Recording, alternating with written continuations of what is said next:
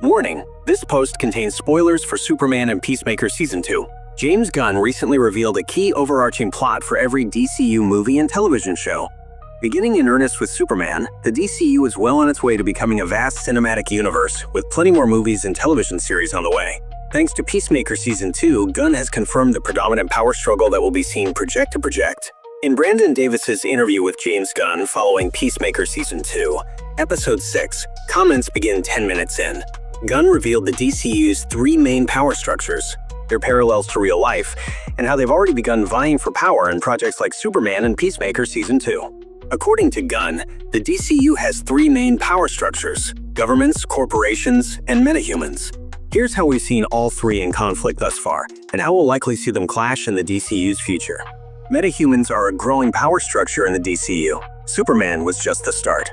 Despite having existed for 300 years, Gunn has confirmed that the events of Superman were a major shift in the balance of power, tipping the scales in metahumans' favor. The fact that members of the Justice Gang and Metamorpho publicly interfered in geopolitical affairs, as seen in Superman's ending, was a big deal. The same is just as true for the first time Superman interfered in Belle Reve's attempt to invade the nation of Jahanpur just before the events of the DCU's first movie.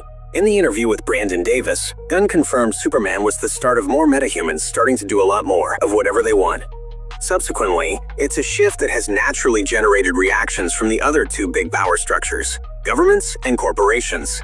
Government agencies like Argus are another key DCU power structure. At the end of Superman, Argus director Rick Flag Sr. is shown having greater concern over the metahumans' unilateral decision-making and the government's inability to really stop them, like with the Baravian invasion of Jahanpur. After all, the US government had to rely on LuthorCorp to arrest Superman. Peacemaker Season 2 has also been showing the effects and aftermath of Superman, confirming the public's growing unrest as Argus struggles to keep metahuman criminals contained in facilities like Belle Reve and Arkham Asylum.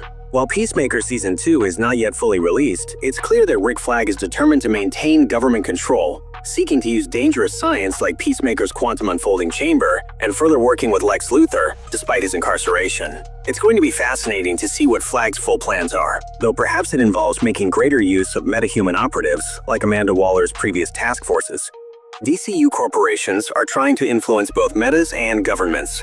Lastly, the third major power structure in the DCU is the corporations.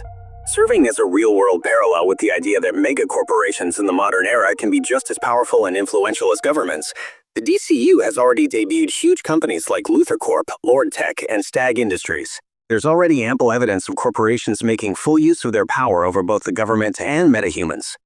LuthorCorp had metahuman operatives with the Engineer and Ultraman, both of whom were given their power/created by Lex Luthor to serve on Planet Watch, a peacekeeping force contracted to the US government to deal with extraterrestrials like Superman. There are also companies like LordTech, which is fully financing the team of metahumans known as the Justice Gang. Debuting in Superman Peacemaker Season 2 premiered with LordTech CEO Maxwell Lord seeking to expand the Justice Gang's roster with even more metas. As a result, it's clear corporations in the DCU are going to be just as much of a force to be reckoned with as governments and metahumans going forward, primarily due to their resources and immense influence.